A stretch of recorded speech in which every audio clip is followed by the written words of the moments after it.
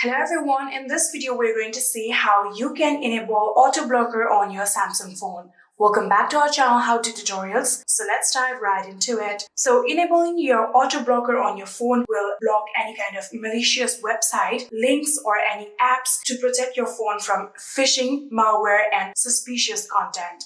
So in order to enable it, all you have to do is go to the settings of your phone. And after going to your settings, now you have to scroll down until you see the option of security and privacy. Tap on security and privacy. And after tapping on it, again, you have to scroll down until you see the option of auto blocker. Here you can see auto blocker right here. All you have to do is tap on this toggle button in order to enable just like this. And here you can see now your phone is protected.